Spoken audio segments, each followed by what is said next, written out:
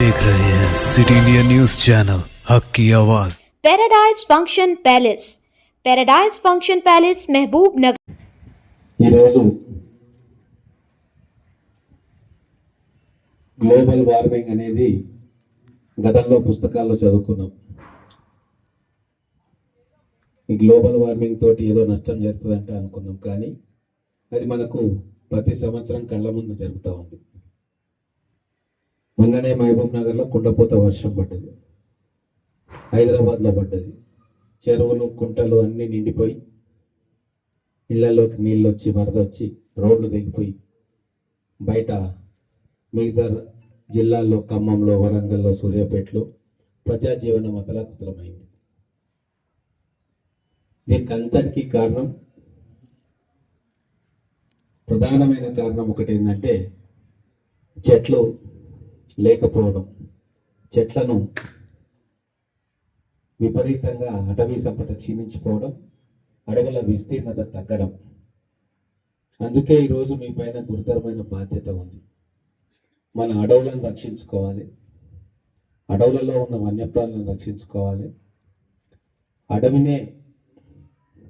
అడవులలోనే ఉంటూ అడవినే జీవనాధారంగా చేసుకుంటున్న ఎంతో తెగలు ఆ అడవిలోనే బతుకుతూ ఉన్నాయి. వాళ్ళకి ఎటువంటి ఇబ్బంది రాకుండా చూసుకోవాలి. ఈ ఇకలాజికల్ బ్యాలెన్స్ని మనం మెయింటైన్ చేయాలి. అప్పుడే మనకి గ్లోబల్ వార్మింగ్ అనేది తగ్గుతుంది. మన మహబూబ్ నగర్ పట్టణంలోనే సంవత్సరంలో పడే వర్షం ఒక నెలలో పడుతుంది, ఒక నెలలో పడే వర్షము 1-2 రోజుల్లో పడుతుంది.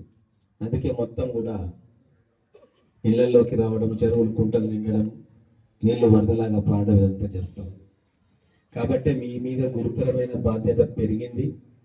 గతంలో లాగా ఇది కేవలం ఉద్యోగం అని అనుకోకుండా మీరు మానవాళిని రక్షించే ఉద్యోగం మీది. భావితరాలకు మన సంపదను అందించే బాధ్యత మీది. కాబట్టి మీరందరూ కూడా చిత్తశుద్ధితోటి, బాధ్యతతోటి మీ యొక్క డ్యూటీస్ చేయాలని చెప్పి కోరుకుంటూ, మా తరఫున మీకోసం ఏం చేయాలన్నా మేము సిద్ధంగా ఉన్నాం. ఖచ్చితంగా దాని మీద పై వరకు కూడా, ముఖ్యమంత్రి గారి వరకు కూడా దృష్టి తీసుకొస్తాం. మీ సమస్యలు చాలా విషయాలు ఇప్పుడిప్పుడే మేము తెలుసుకుంటా ఉన్నాం ఫారెస్ట్ డిపార్ట్మెంట్ గురించి. మీరు నిజంగా చాలా చక్కగా పనిచేస్తూ ఉన్నాం. మా మహబూబ్ నగర్ చుట్టుముట్టు కూడా దాదాపు 20,000 జంగిల్ స్టాప్ అంటే ఫారెస్ట్ కూడా ఉంది మొత్తం కొండలలో, గుట్టలలో.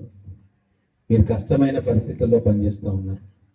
అక్కడ నల్లమల్లిలో కూడా మీకు సరైన ఫెసిలిటీస్ లేకుండా కూడా మీరు అక్కడ అటవీ సంపదను కాపాడుతూ ఉన్నారు, జంతువులను కాపాడుతూ ఉన్నారు. అక్కడ ప్రాజెక్ట్ టైగర్ పేరు మీద దేశంలోనే మొట్టమొదటిసారిగా టైగర్ రిజర్వ్ ఏర్పాటు చేసిండ్రు. దాన్ని కూడా మీరు కాపాడుకుంటూ వస్తూ ఉన్నారు. గతంలో ఎక్స్ట్రీమిస్ట్ కార్యకలాపాలు ఉన్నా కూడా మీరు దేనికి కూడా భయపడకుండా మీ డ్యూటీస్ మీరు నిర్వర్తించిండ్రు. కొంతమంది ప్రాణాలు కూడా కోల్పోయిండ్రు. కాబట్టి ఈరోజు సమాజం మీ సేవలను గుర్తిస్తూ ఉంది. ఇప్పుడు అవగాహనకు వస్తూ ఉంది. దీంతో ఇంకా మీ బాధ్యత పెరిగింది. కాబట్టి రాబోయే రోజుల్లో ప్రజా జీవనానికి ఇబ్బంది లేకుండా, అడవులను నమ్ముకుని జీవించే వారి భుక్తికి ఇబ్బంది లేకుండా మీరు ఒక బ్యాలెన్స్డ్ బ్రాడ్ అప్రోచ్తో పనిచేయాలని కోరుకుంటూ, అడవులకు నష్టం అక్కడ జీవించే వారితో కాదు, అడవులకు నష్టం స్మగ్లర్లతోటి, అడవిని వ్యాపారంగా మలుచుకొని వాళ్ళు లాభ పొందాలనుకునే వాళ్ళతోటి అడవులకు నష్టం.